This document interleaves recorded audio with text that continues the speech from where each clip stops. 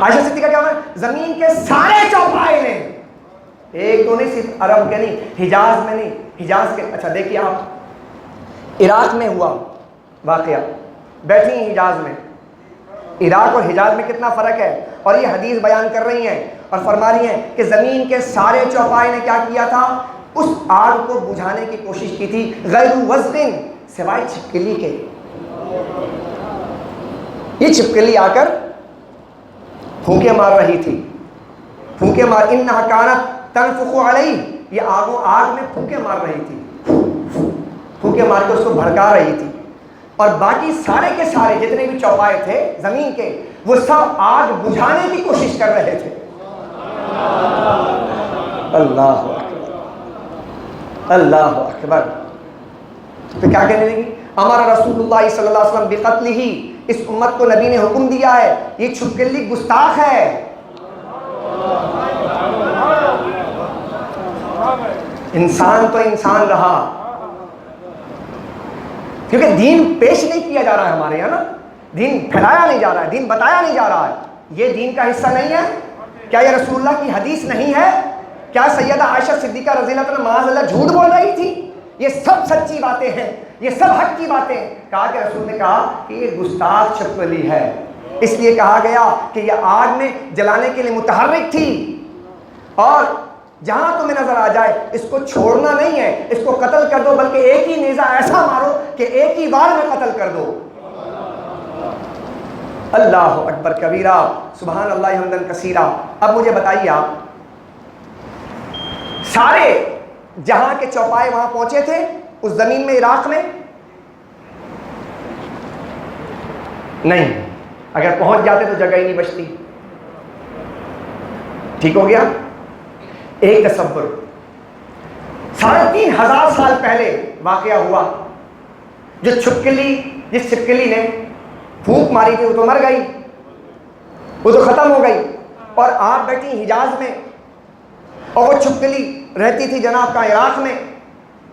چونکہ حدیث مبارکہ میں غور کریں گے تو یہ وہ عقدے کھولیں گے نا۔ صدیاں بیت گئیں، یہ بتایا رسول نے کہ دیکھو گستاخ رسول جو گستاخ ہوتا ہے اتنا زہریلا ہوتا ہے کہ اس کی نسلوں تک گستاخی جاتی ہے۔ تصورات ہیں، تو کہا دیکھو گستاخی کہاں تک جاتی ہے، سرایت کر جاتی ہے، یہ ایسا زہر ہے بے ادبی، گستاخی کہ نسلوں تک چلی جاتی ہے۔ تو کہا کہ اگر چھپکلی کی نسل جہاں بھی نظر آئے کہ اس کو قتل کر دو۔ دوسرا، اب ہمارے لیے ڈھارس ہے، سارے تو نہیں پہنچے تھے نا، سارے پھونکے یعنی کہ آگ کو بجھانے کے لیے نہیں پہنچے تھے، اپنی اپنی جگہ پر زمین کے سارے چوپائے تھے، اپنی جگہ نیت کر لی تھی،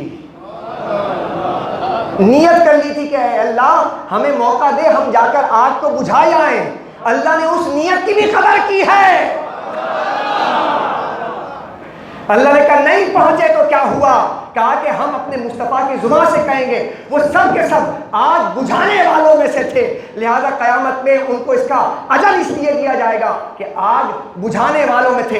اس لیے ہم بار بار اس کا اعادہ کرتے ہیں، ادھر سے آگ لگائی جاتی ہے، ادھر سے کہا جاتا ہے اس کو مٹاؤ، اس شاکان مصطفیٰ کہتے ہیں کہ نہیں یہ قانون نہیں مٹ سکتا، کہتے تیرے بات کی حیثیت کیا ہے، کیا خیر رہے یا نہ رہے، قیامت میں اگر اللہ پوچھے گا تو اس آئین کو مٹانے والا تھا یا اس کی بقا کی جنگ لڑنے والا تھا، تو سینہ ٹھوک کر غلامان مصطفیٰ بارگاہ رسالت میں کھڑے ہو کر کہیں گے ہم سلطنت سے جدا کر چکے تھے، سینے پہ گولیاں کھاتے تھے، شیرنگ برداشت کرتے تھے، لیکن یا رسول اللہ جب آپ کے ناموس کی بات آتی تھی تو ہم پارلیمنٹیرین کی طرح نہیں تھے کہ ہم بھاگ جاتے تھے، بلکہ ہم سینہ ٹھوک کر کہتے تھے کہ ہم مر جائیں گے، آقا کے ناموس پر آنچ نہیں آنے دیں گے۔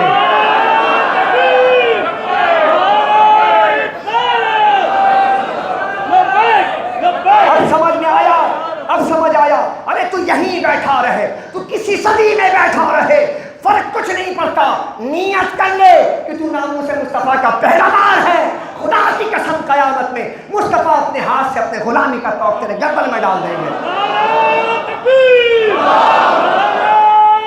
تو نے مذاق سمجھ لیا ہے، تو گولیوں سے ہمیں ڈرائے، تو ہمیں ہڑتالوں سے ڈرائے، तुम हमें معیشت سے ڈراؤ, اقتصادی پابندی, تیرے باپ پہ بھی اقتصادی پابندی لگانے کی مجال نہیں ہے.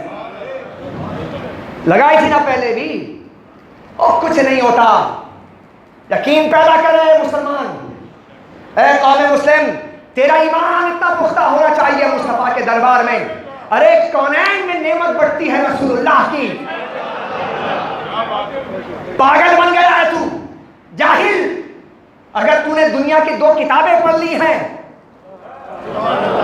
تو تجھے یہ سمجھ نہ آیا کہ تو جب اسکول جاتا ہے تو بیگ پیچھے لٹکا کر, ہائے ہائے ہائے ہائے, تو جب اسکول جاتا ہے تو بیگ, تو کالج جاتا ہے تو بیگ, تو یونیورسٹی جاتا ہے تو بیگ, یہ بتاتا ہے کہ تو جب قبر میں جائے گا تو یہ پیچھے رہ جائے گا.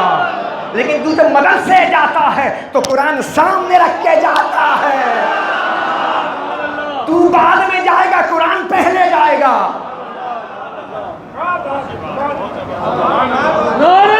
سمجھ,